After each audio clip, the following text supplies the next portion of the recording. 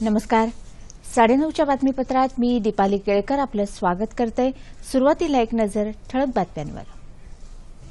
जगभरात भारताची विश्वसनीय प्रतिमा निर्माण करण्यात परदेशस्थ भारतीयांचं मोठं योगदान. पंतप्रधान. भारत आणि सिंगापूर दरम्यान संरक्षण आणि सायबर सुरक्षेसह 10 करारांवर स्वाक्षऱ्या. संसदेचं हिवाळी अधिवेशन शांततेत आणि सुरळीत चालवावं. लोकसभा अध्यक्षांचं सर्व सदस्यांना आवाहन. शेतकऱ्यांच्या मदतीसाठी गोपीनाथ मुंडे शेतकरी अपघात विमा योजना राबवण्याचा राज्य मंत्रिमंडळाचा निर्णय. विधान परिषदेच्या 8 जागांसाठी 27 डिसेंबरला मतदान तर 30 डिसेंबरला मतमोजणी. यंदाचा गदिमा पुरस्कार ज्येष्ठ गायिका सुमन कल्याणपूर यांना तर चैत्रबन पुरस्कार गजेंद्र अहिरे यांना जाहीर. आणि अरबी समुद्रातला कमी दाबाचा पट्टा कायम. मध्य महाराष्ट्र आणि मराठवाड्यात मेघगर्जनेसह पावसाची शक्यता. आणि आता सविस्तर वृत्त. संपूर्ण जग आज भारताकडे विश्वासानं बघत आहे. या विश्वासाचं कारण परदेशात असलेले भारतीय आहेत. त्यांनी अथक मेहनत घेऊन जगभरात आपल्या देशाची प्रतिमा उंचावली आहे असे गौरवोद्गार पंतप्रधान नरेंद्र मोदी यांनी काढले. सिंगापूर दौऱ्याच्या अखेरच्या टप्प्यात पंतप्रधानांनी भारतीय समुदायासमोर भाषण केलं. भारतीय नागरिक जगात जिथे कुठे गेले त्या त्या देशाच्या संस्कृतीशी त्यांनी जमवून घेतलं. आज जग वेगानं बदलत आहे, मग भारतानं का बदलू नये असं पंतप्रधान म्हणाले. मच्छीमारांचं छोटंसं गाव असलेल्या सिंगापूरनं आज आपल्यात आमूलाग्र कायापालट केला आहे. स्वप्न पाहिली की ती यशस्वी होतात हे सिंगापूरनं दाखवून दिलं आहे. देश कुठल्याही सरकारमुळे बनत नसतो, तर लोकांच्या इच्छाशक्तीवर देशाची प्रगती अवलंबून असते. याचं मूर्तिमंत उदाहरण म्हणजे सिंगापूर असल्याचं पंतप्रधान म्हणाले. भारतानं सिंगापूरकडून स्वच्छता शिकायला हवी असं मोदी म्हणाले. भारतीय अर्थव्यवस्था वेगानं प्रगती करते आहे. अर्थव्यवस्थेची नवी दालनं उघडत भारत सक्षम करण्यासाठी आमचा प्रवास सुरू आहे. या प्रवासात परदेशस्थ भारतीयांनीही साथ द्यावी असं आवाहन मोदींनी केलं. भारत आणि सिंगापूर यांच्यात आज 10 करारांवर स्वाक्षऱ्या झाल्या. पंतप्रधान नरेंद्र मोदी आणि सिंगापूरचे पंतप्रधान ली सिएन लुंग यांच्यात सिंगापूरमध्ये चर्चा झाल्यानंतर संरक्षण सहकार्य, सायबर सुरक्षा आणि नागरी हवाई वाहतूक या संदर्भात करार झाले.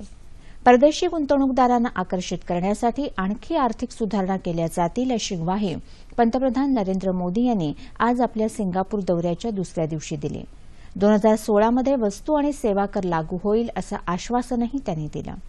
सिंगापूर इथं आयोजित आर्थिक परिषदेत ते आज बोलत होते. सिंगापूरचा दौरा आटोपून पंतप्रधान मायदेशासाठी रवाना झाले आहेत. संसदेचं हिवाळी अधिवेशन सुरळीत पार पडावं यासाठी लोकसभा अध्यक्ष सुमित्रा महाजन यांनी पुढाकार घेतला आहे. सर्व सदस्यांनी अधिवेशनादरम्यान योग्य वर्तणूक ठेवावी असं आवाहन त्यांनी एका पत्राद्वारे केलं आहे. संसदेची शालीनता आणि प्रतिष्ठा कायम राहावी असं वर्तन असावं असं त्यांनी पत्रात म्हटलं आहे. आपल्या देशात लोकशाही आहे. विचारांमध्ये मतभिन्नता ही अपरिहार्य बाब आहे, परंतु मतभिन्नता योग्य प्रकारे संसदीय पद्धतीनं व्यक्त केली गेली पाहिजे. गोंधळामुळे शांतता आणि शालीनतेचा भंग होतो आणि संपूर्ण देशावर त्याचा विपरीत परिणाम होतो. येत्या 26 नोव्हेंबरला होणारं संसदेचं हिवाळी अधिवेशन सुरळीत होऊन त्यात कामकाज व्हावं हा या पत्रामागचा उद्देश आहे. संसदेचं हिवाळी अधिवेशन शांततापूर्ण व्हावं तसंच जनहिताची अधिकाधिक विधेयकं संमत व्हावी यासाठी सरकार पूर्ण प्रयत्न करत आहे अशी माहिती केंद्रीय वित्तमंत्री अरुण जेटली यांनी आज दिली. येत्या 26 नोव्हेंबरपासून सुरू होणाऱ्या अधिवेशनाच्या पार्श्वभूमीवर आज केंद्रीय मंत्रिमंडळाची विशेष बैठक झाली. त्यानंतर ते बातमीदारांशी बोलत होते. वस्तू आणि सेवा कर विषयक विधेयकासह प्रलंबित सर्व विधेयकं संमत करून घेण्यासाठी सरकार विरोधकांच्या संपर्कात आहे असंही ते म्हणाले. बहुतांश पक्षांचा जीएसटीला पाठिंबा असून विरोधकांनी उपस्थित केलेल्या मुद्द्यांवर चर्चा सुरू असल्याचंही ते म्हणाले. या संदर्भात उद्या सर्वपक्षीय बैठक आयोजित करण्यात आली आहे. या अधिवेशनात 38 विधेयकं मांडली जाण्याची शक्यता आहे. राज्यातल्या शेतकऱ्यांच्या मदतीसाठी 2015-16 या वर्षापासून गोपीनाथ मुंडे शेतकरी अपघात विमा योजना राबवण्याचा निर्णय राज्य मंत्रिमंडळानं घेतला आहे. विमा कंपन्यांना विमा हप्त्याची रक्कम दिल्यापासून 12 महिन्यांसाठी शेतकऱ्यांना 2 लाख रुपयांचं विमा संरक्षण मिळणार आहे. या योजनेसाठी आवश्यक असणारा निधी वितरित करायलाही मंत्रिमंडळ बैठकीत आज मान्यता देण्यात आली.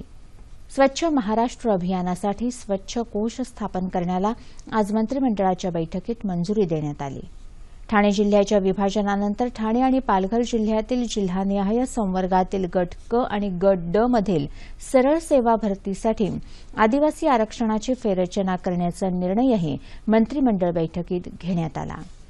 नाशिक इथल्या महाराष्ट्र पोलीस अकादमी या पोलीस प्रशिक्षण संस्थेला पुण्याच्या यशदा या संस्थेच्या धर्तीवर स्वायत्तता प्रदान करण्याचा निर्णयही मंत्रिमंडळानं घेतला. राज्य विधान परिषदेच्या 8 जागांसाठीच्या निवडणुकीचा कार्यक्रम जाहीर झाला. या जागांसाठी 27 डिसेंबरला मतदान होणार असून मतमोजणी 30 डिसेंबरला होणार आहे. उमेदवारी अर्ज भरण्याची सुरुवात 2 डिसेंबरपासून होईल. अर्जाची छाननी 10 डिसेंबरला होणार आहे. उमेदवारी अर्ज मागे घेण्याची अंतिम तारीख 12 डिसेंबर असल्याचं निवडणूक आयोगानं आज जाहीर केलं.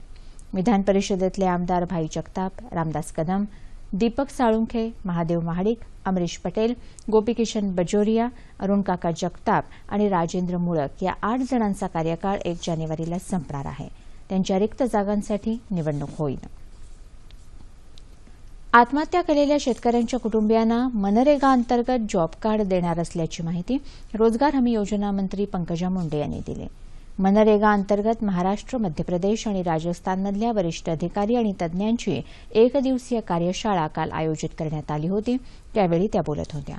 आत्महत्याग्रस्त शेतकऱ्यांच्या कुटुंबियांना फळबाग, सिंचन विहीर यांसारख्या योजनांचा लाभ देण्यात यावा, तसंच या योजनेतून त्यांचं पुनर्वसन करण्यासाठी ठोस उपाययोजना करण्यात याव्यात असे निर्देशही पंकजा मुंडे यांनी यावेळी दिले. देशाचा कारभार ठीक चालला तर जनता पाठिंबा देते, मात्र चुका झाल्या तर तीच जनता सत्ता काढूनही घेते, असा इशारा राष्ट्रवादी काँग्रेसचे अध्यक्ष शरद पवार यांनी दिला. सांगली जिल्ह्यात आष्टा कारंदवाडी इथं आयोजित कार्यक्रमात ते बोलत होते. आष्टा नगरपालिकेचा 161वा वर्धापन दिन तसंच माजी आमदार व्यकप्पा पत्की यांच्या स्मारकाचं उद्घाटन पवार यांच्या हस्ते आज झालं. माजी मंत्री जयंत पाटील कार्यक्रमाचे अध्यक्ष होते. आज दूरदृष्टीचा अभाव असल्याची टीका करत भविष्याचा विचार करणारं सरकार असेल तरच जनतेचे प्रश्न सुटतात, असं पवार म्हणाले. केंद्राच्या चुकीच्या धोरणामुळे साखर उद्योग अडचणीत आला आहे, अशी टीका जयंत पाटील यांनी केली. या कार्यक्रमाला माजी मंत्री पतंगराव कदम, सामाजिक कार्यकर्ते कुमार सप्तर्षी, खासदार धनंजय महाडिक आणि आमदार सुमन पाटील उपस्थित होत्या. त्याआधी सातारा जिल्ह्यात पोगरवाडी इथं शरद पवार यांनी कर्नल संतोष महाडिक यांच्या कुटुंबियांची भेट घेतली. अभिनेता आमिर खानच्या वक्तव्यापेक्षा दहशतवाद्यांशी लढताना वीरमरण पत्करणाऱ्या कर्नल संतोष महाडिक यांचं बलिदान अधिक महत्वाचं आहे, असं मत राष्ट्रवादी काँग्रेसचे अध्यक्ष शरद पवार यांनी यावेळी व्यक्त केलं. कर्नल महाडिक यांच्या पत्नीला बारामतीच्या संस्थेत नोकरी देण्याचं आश्वासन शरद पवार यांनी दिलं. महाडिक यांचा त्याग समाजासाठी प्रेरणादायी ठरेल, असंही ते म्हणाले. इतर देशांच्या तुलनेत भारत अत्यंत सुरक्षित देश आहे. या देशात प्रत्येक व्यक्तीला विचार स्वातंत्र्य आहे, असं मत भाजपाचे राष्ट्रीय प्रवक्ते शहानवाज हुसेन यांनी व्यक्त केलं. मुंबईत घेतलेल्या पत्रकार परिषदेत ते आज बोलत होते. असहिष्णुतेच्या मुद्द्यावर अभिनेते आमिर खान यांनी केलेलं वक्तव्य खेदजनक आहे. या वक्तव्याला राहुल गांधी यांनी दिलेलं समर्थन पाहता हे भाजपा आणि केंद्र सरकारविरुद्ध षडयंत्र असल्याचा आरोप हुसेन यांनी यावेळी केला. आमिर खानला देशात असहिष्णुतेचं वातावरण आहे असं वाटत असेल तर आमची या विषयावर चर्चा करण्याची तयारी असल्याचं ते या पत्रकार परिषदेत म्हणाले. राष्ट्रवादी काँग्रेसचे अध्यक्ष शरद पवार येत्या 12 डिसेंबरला अमृत महोत्सवी वर्षात पदार्पण करत आहेत. या निमित्तानं विविध क्षेत्रात पवार यांनी केलेल्या कामगिरीबद्दल कृतज्ञता व्यक्त करण्यासाठी 12 डिसेंबर ते 19 डिसेंबरपर्यंत राज्यात कृतज्ञता सप्ताहाचं आयोजन करण्यात येणार आहे, अशी माहिती पक्षाचे प्रदेशाध्यक्ष सुनील तटकरे यांनी दिली. मुंबईत आयोजित पत्रकार परिषदेत ते आज बोलत होते.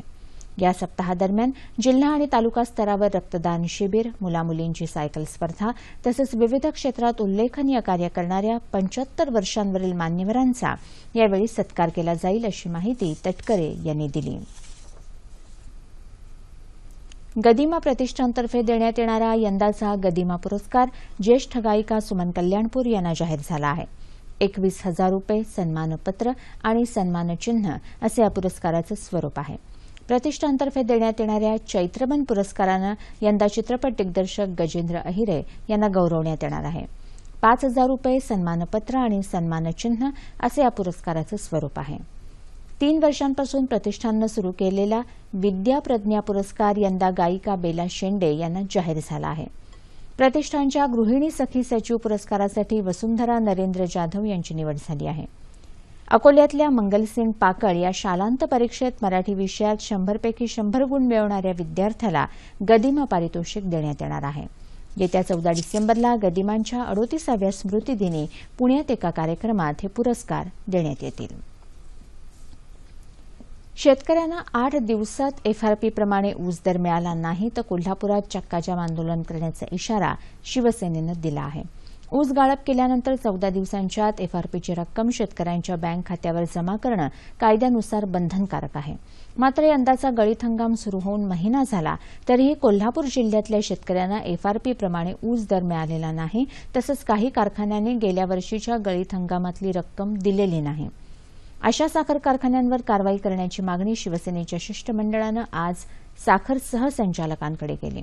यासंदर्भात शासकीय लेखापरीक्षकांमार्फत तपासणी करून साखर आयुक्त कार्यालयाकडे अहवाल सादर करण्याचं आश्वासन साखर सहसंचालक सचिन रावळ यांनी शिष्टमंडळाला यावेळी दिलं.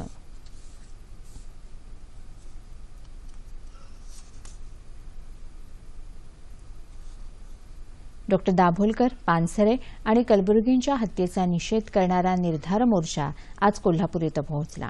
या सामाजिक कार्यकर्त्यांच्या हत्येनं त्यांचं कार्य थांबणार नाही, आम्ही कार्यकर्ते हे काम पुढे नेऊ अशी भावना व्यक्त करणाऱ्या घोषणा यावेळी कार्यकर्त्यांनी दिल्या.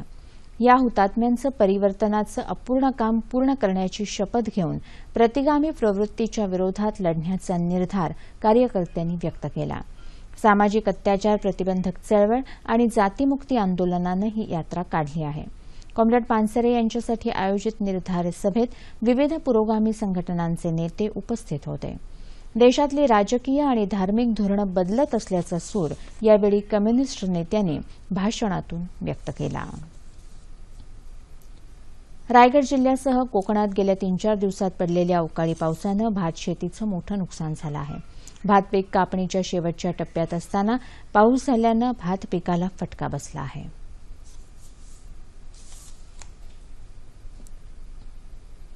भाता भिजले, सगळा शेतीचा सत्यानाश झाला. कापली होती मी शेती, परवाच माणसं होती माझ्याकडे 10-15 आणि ती सगळी माणसांनी एवढं कापलेलं. संध्याकाळचा पाऊस पडला आणि त्या पावसात सगळी भिजून गेली. या नुकसानीचा अंदाज घेण्यासाठी महसूल आणि कृषी विभागानं संयुक्त पाहणी करावी अशी मागणी शेतकऱ्यांनी केली आहे. कोकणातले शेतकरी आजही पारंपरिक पद्धतीनं शेती करतात. कोकण कृषी विद्यापीठाच्या नव्या तंत्रज्ञानाचा अवलंब करण्यासाठी शेतकऱ्यांना प्रोत्साहन देणं गरजेचं आहे असं मत कृषी तज्ज्ञांनी व्यक्त केलं आहे. दमट असल्यामुळे हे पडलेलं पाणी जास्त घातक आहे. त्याच्यामुळे भाताचा दाणा जो आहे तो फुगणार आहे. फुगलेला दाणा अर्थातच पुन्हा ऊन पडलं की काळा पडणार आहे आणि त्याच्यामुळे संपूर्ण भातावरती वाईट परिणाम होणार आहे. त्यांना दर कमी मिळेल. पावसाळ्यात सरासरीपेक्षा कमी पडलेल्या पावसामुळे महाराष्ट्रातल्या 14,708 गावांमध्ये दुष्काळ जाहीर करण्यात आला. यात सर्वाधिक फटका बसलेल्या मराठवाड्याला शनिवारी आणि रविवारी झालेल्या अवकाळी पावसामुळे मोठा दिलासा मिळाला असला तरी या पावसानं पुण्यात विक्रमी नोंद करत परिसराला अक्षरशः झोडपून काढलं. नोव्हेंबर महिन्यात गुलाबी थंडीची वाट पाहणाऱ्या राज्यातल्या नागरिकांना पुन्हा एकदा पावसाळा अनुभवता आला. मात्र दुसरीकडे या पावसानं राज्यातल्या पिकांचं आणि फळबागांचं मोठं नुकसान केलं आहे. तर अनेक पिकांसाठी तो पोषकही ठरला आहे. पावसाचा पिकांसह फळबागांवर होणारा परिणाम, त्यावरील उपाययोजना आणि शेती व्यवस्थापन याविषयी चर्चा करण्यासाठी कृषी अभ्यासक योगेश रायते आज आपल्या स्टुडिओत आले आहेत. नमस्कार. 9:30च्या बातमीपत्रात आपलं स्वागत. आत्ताच आपण सगळ्या बातम्या ज्या वाचल्या की 2 दिवस जो अवकाळी पाऊस येत आहे, 2-3 दिवस, त्याच्यामुळे शेतीवर आणि फळबागांवर नेमका काय परिणाम झालाय? येत्या या 2 दिवसापासून जो अवकाळी पाऊस या ठिकाणी सुरू आहे त्याच्यामध्ये ज्या काढणी योग्य जी आलेली जी पिकं आहेत त्याचं मोठ्या प्रमाणात नुकसान झालं. त्यानंतर ज्या फळबागा आहेत म्हणजे द्राक्ष असतील, प्रामुख्यानं आपल्याला द्राक्ष या ठिकाणी सांगता येतील. द्राक्ष आणि आंब्याला यावर्षी लवकर मोहर आलेला आहे. त्या द्राक्षांमध्ये पाणी साचून आणि त्याच्या जो फुलोरा अवस्थेमध्ये पाणी साचल्यानंतर त्याची कूच आणि गळ खूप मोठ्या प्रमाणात या ठिकाणी झाली. अशा पद्धतीनं द्राक्ष, त्याच्यानंतर आंबा, काढणी योग्य आलेली जी पिकं आहेत त्याचं मोठ्या प्रमाणात नुकसान या ठिकाणी झालं. परंतु याचे दोन आपल्याला परिणाम, चांगले आणि वाईट परिणाम या ठिकाणी झालेले आहेत. त्या पद्धतीनं वाईट परिणामही बरेच जास्त पिकांवर झाले, चांगले परिणामही काही पिकांवर झाले. असा एकंदरीत 2 दिवसाच्या अवकाळी पावसाचा आपल्याला चांगले वाईट परिणामाचा आपल्याला या ठिकाणी बोलता येईल. तुम्ही द्राक्षांबद्दल सांगितलं, पण कोकणाबद्दल बोलायचं झालं तर आंब्याबद्दलही तुम्ही थोडंसं सांगितलं, पण आंबा आणि भात शेती याच्याबद्दल काय सांगाल? कोकणातल्या पिकांबाबत काय सांगाल? यावर्षी आंब्याचा मोहर थोडासा लवकर आलेला आहे आणि त्यामुळं या पावसामुळे त्याच्या आंब्याचा मोहर त्या ठिकाणी तो गळणं, त्याच्यावर रोगांचा प्रादुर्भाव होणं, त्याच्यामुळे येणाऱ्या उत्पादनामध्ये मोठा फटका या ठिकाणी बसण्याची शक्यता आहे. त्यानंतर तांदूळ, जो आता काढणी योग्य जो तांदूळ या ठिकाणी झालेला आहे तो ओला झाल्यामुळे त्याला कोंब येऊन त्याचं मोठ्या प्रमाणात नुकसान या ठिकाणी होतंय. त्यानंतर तो तांदूळ याचं म्हणजे कमी प्रतीचा निर्माण होतो, त्याचे तुकडे पडतात. त्याच्यामुळे ते एक त्याचं मोठं म्हणजे दुहेरी त्याचं मोठ्या प्रमाणात भाताचं पण या ठिकाणी नुकसान होतंय. आणि आता द्राक्षाचं जर सांगायचं जर झालं तर द्राक्ष एक मोठं कॅश क्रॉप आपण या ठिकाणी म्हणतो. एकरी 3.5 ते 4 लाख रुपये वार्षिक खर्च उत्पादनासाठी द्राक्षाला त्या ठिकाणी येतो. आणि इतक्या मोठ्या गुंतवणुकीचं पीक ज्या वेळेला त्याचं एक मोठ्या प्रमाणात नुकसान होतं त्यावेळेला तो शेतकरी त्याच्यातून पुन्हा उभं राहण्यासाठी त्याला खूप मोठे कष्ट या ठिकाणी घ्यावे लागतील आणि 2 वर्षाचं उत्पादन पुन्हा येणाऱ्या भविष्याचं जो नफा आहे तो त्याच्यामध्ये जातो. असं मागच्या वर्षीची झालेली गारपीट म्हणजे ती एक अवकाळी आणि आता पुन्हा हे दुहेरी यावर्षीची पुन्हा अवकाळी पाऊस, अशा दुहेरी संकटानं द्राक्षाचं खूप मोठं नुकसान या ठिकाणी झालेलं आहे. कारण द्राक्षाच्या माध्यमातून 52% आमच्या परिसरामध्ये रोजगार द्राक्ष इंडस्ट्रीतून या ठिकाणी मिळतं. आणि ज्या वेळेला अशा प्रकारचं नुकसान होतं त्यावेळेला त्या मजुरांवर सुद्धा खूप मोठा परिणाम या ठिकाणी होतो. अशा पद्धतीनं द्राक्षाचं खूप मोठं नुकसान आमच्या नाशिक पट्ट्यामध्ये झालेलं आहे. बरं, म्हणजे ह्या अवकाळी पावसाचा फायदा असा कुठल्याच तसा पिकाला झाला नाही असं म्हणता येईल ना? नाही, तसंही म्हणता येणार नाही. चांगले वाईट परिणाम आहेच. जी आता रब्बीची जी पिकं सुरू झाली त्याच्या दृष्टीनं तो चांगला पण म्हणता येईल. म्हणजे त्या पिकांना त्याचा फायदा पण होतोय. परंतु बहुवार्षिक फळबागा जे आहेत त्यांचा जो हंगाम आता सुरू होतोय त्याला तो खूप मोठा फटका या ठिकाणी बसलेला आहे. बरं, आता येत्या 2-3 दिवसामध्ये हवामानाची स्थिती काय असेल किंवा पाऊस कसा पडेल, पावसाची स्थिती काय असेल या संदर्भामध्ये मुंबई हवामान विभागाच्या संचालक शुभांगी भुते यांच्याकडून आपण दूरध्वनीवरून माहिती घेणार आहोत. दूरदर्शनला त्यांनी माहिती दिलेली आहे, ती आधी ऐकूया आणि मग आपण आपल्या पुढच्या संवादाकडे वळूया.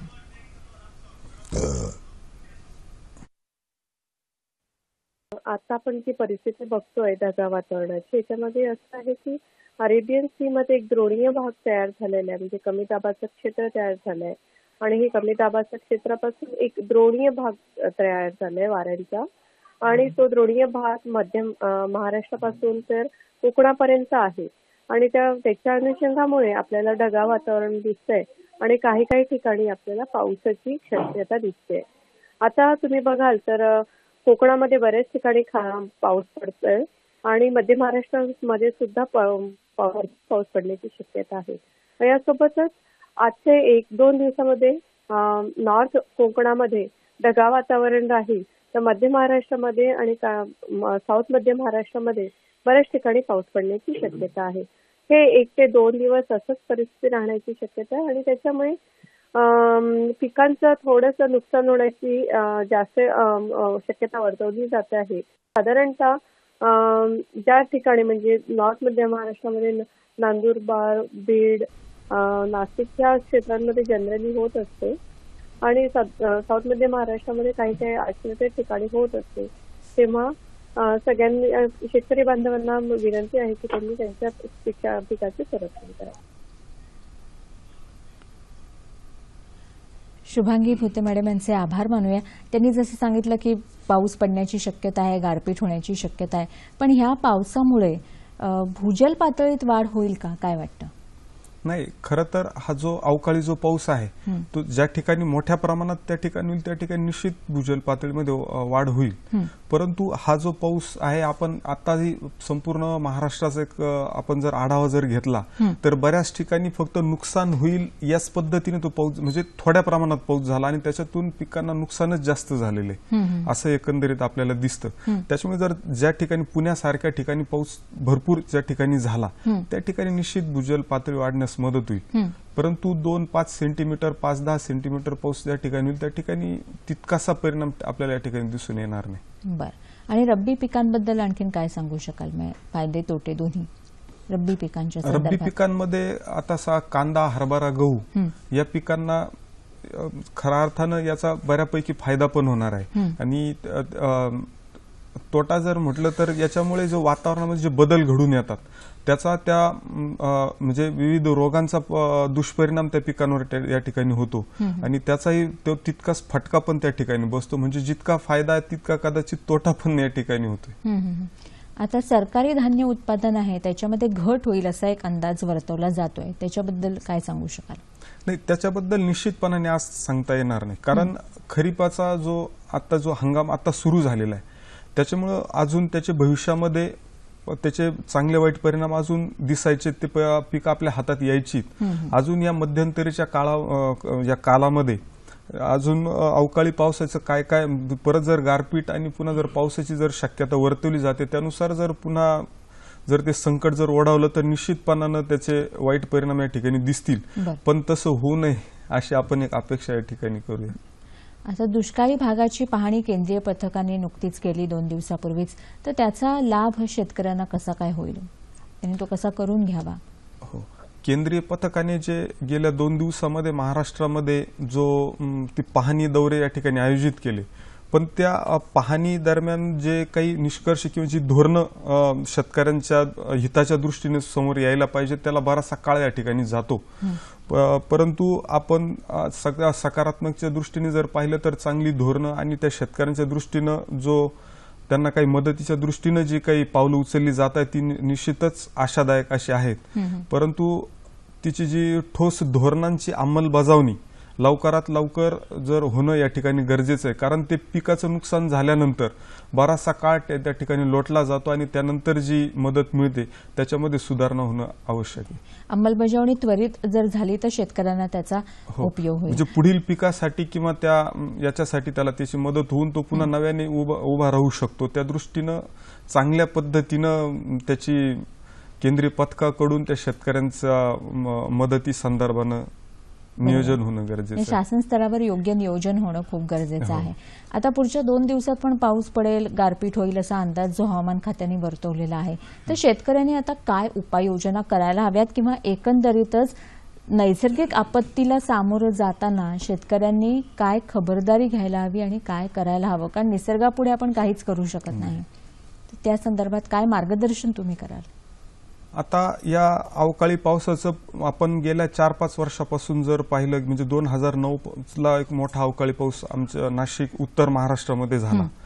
याचं दरवर्षी याचं प्रमाण या ठिकाणी वाढतंय आणि यावर्षी पण अजून पुढले अंदाज गारपिटीचे किंवा अवकाळी पावसाचे आपल्याला सांगतायत. त्या दृष्टीने जर पाहिलं तर जी फळपिकं आहे, द्राक्षासारखी जी जास्तीत जास्त उत्पादन खर्च येणारी जी फळपिकं आहे त्यासाठी प्लास्टिक आच्छादनासारखे उपाय या ठिकाणी करण्यासारखे आहेत. त्यानंतर हंगामामध्ये हवामानाच्या अंदाजानुसार जी पिकं जी आपण घेतो त्याच्यामध्ये काही कालावधीमध्ये काही बदल करता येईल का किंवा या क्रॉप पॅटर्न मध्ये हवामानाच्या याच्यानुसार काही करता येईल का, त्या दृष्टीने संशोधन होणं या ठिकाणी खूप मोठी काळाची गरज निर्माण झालेली. कारण त्याशिवाय शेतकरी तरी याच्यापेक्षा वेगळं म्हणजे काही करण्यासाठी त्याला जे तंत्रज्ञान जे उपलब्ध आहे आज ते तर तोकडं पडतंय असं आपल्याला या ठिकाणी दिसतं. त्याच्यामुळे त्याच्यात भरीव असं काम होणं या ठिकाणी गरजेचं आहे, म्हणजे आपल्याला याच्यावर मात करता अवकाळी पावसाच्या या संकटावर मात करता येऊ शकेल. म्हणजे अभ्यासकांनी तज्ज्ञांनी सुद्धा एकत्र येऊन या संदर्भात काय करता येईल याचा विचार करायला हवा असं. अशा पद्धतीनं जर या ज्या अवेळी जो पाऊस होणं, गारपीट होणं ही जी संकट दिवसेंदिवस वाढत आहे त्याच्यामुळे संशोधनाशिवाय याच्या पुढे कोणता दुसरा पर्याय असं मला वाटत नाही. अवकाळी पाऊस, त्याचा शेतीवर होणारा परिणाम आणि त्यावर करायच्या उपाययोजना यावर आपण नेमक्या शब्दात माहिती दिलीत, त्यासाठी आपले मनापासून धन्यवाद. अवकाळी पाऊस, त्याचा शेतीवर होणारा परिणाम आणि त्यावरच्या उपाययोजना या संदर्भात कृषी अभ्यासक योगेश रायते यांच्याशी आत्ताच आपण संवाद साधला. वळूया उर्वरित बातम्यांकडे. परभणी शहराला पाणी पुरवठा करणाऱ्या बंधाऱ्यांमधून सध्या पाणी गळती सुरू आहे. याकडे प्रशासनानं तातडीनं लक्ष देणं आवश्यक आहे. पूर्णा नदीवरील एलदरी धरणातून परभणी शहरासाठी पूर्णा नदीत पाणी सोडलं जातं. हे पाणी परभणीजवळील रहाटी या ठिकाणी कोल्हापुरी बंधाऱ्यात अडवून उपसा केलं जातं. परंतु गेल्या काही दिवसात रहाटी इथल्या बंधाऱ्यातून मोठ्या प्रमाणावर पाणी गळती होत आहे. त्यामुळे आता परभणी शहराला पाणी टंचाईचा सामना करावा लागणार आहे. सध्या शहराला 10 दिवसातून एकदाच पाणी पुरवठा केला जातो. एलदरी धरणातही अत्यल्प पाणीसाठा असल्यामुळे रहाटी बंधाऱ्यातून होणारी ही पाणी गळती चिंताजनक आहे. रहाटी बंधाऱ्याची देखभाल करण्याचं काम पाटबंधारे विभागाकडे आहे. परभणी महापालिका प्रशासनानं याबाबत सूचित करूनही पाटबंधारे विभागाकडून कुठलीच कारवाई होत नसल्याचं पालिकेचं म्हणणं आहे. ही पाणी गळती अशीच सुरू राहिल्यास परभणी शहराला तीव्र पाणी टंचाईला सामोरं जावं लागेल. आणि आता हवामान वृत्त आणि हवामानाचा अंदाज. मध्य पूर्व अरबी समुद्र ते दक्षिण गुजरात या प्रदेशावर असलेलं कमी दाबाचं क्षेत्र कायम आहे. येत्या 24 तासात कोकण, मध्य महाराष्ट्र आणि मराठवाड्यात काही ठिकाणी मेघगर्जनेसह पाऊस पडण्याची शक्यता हवामान विभागानं वर्तवली आहे. आणि आता तापमान अंश सेल्सिअसमध्ये. मुंबई कमाल 35, किमान 24. नागपूर 32 आणि 17. पुणे 29-20. औरंगाबाद 30-21. नाशिक 30-19. कोल्हापूर 28-22. रत्नागिरी 31-24. सोलापूर 33-23. आणि अमरावती कमाल 31 आणि किमान 20 अंश सेल्सिअस. शेवटी ठळक बातम्या पुन्हा एकदा. जगभरात भारताची विश्वसनीय प्रतिमा निर्माण करण्यात परदेशस्थ भारतीयांचं मोठं योगदान, पंतप्रधान. भारत आणि सिंगापूर दरम्यान संरक्षण आणि सायबर सुरक्षेसह 10 करारांवर स्वाक्षऱ्या.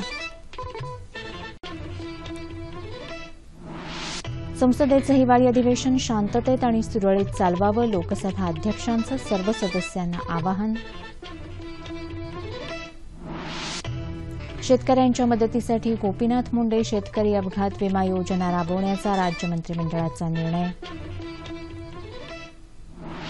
विधान परिषदेच्या 8 जागांसाठी 27 डिसेंबरला मतदान तर 30 डिसेंबरला मतमोजणी. यंदाचा गदिमा पुरस्कार ज्येष्ठ गायिका सुमन कल्याणपूर यांना तर चैत्रबन पुरस्कार गजेंद्र अहिरे यांना जाहीर. आणि अरबी समुद्रातला कमी दाबाचा पट्टा कायम, मध्य महाराष्ट्र आणि मराठवाड्यात मेघगर्जनेसह पावसाची शक्यता. याबरोबरच हे बातमीपत्र संपलं. पुन्हा भेटूया उद्या सकाळी 8:30 वाजता आपल्या सह्याद्री वाहिनीवर. नमस्कार.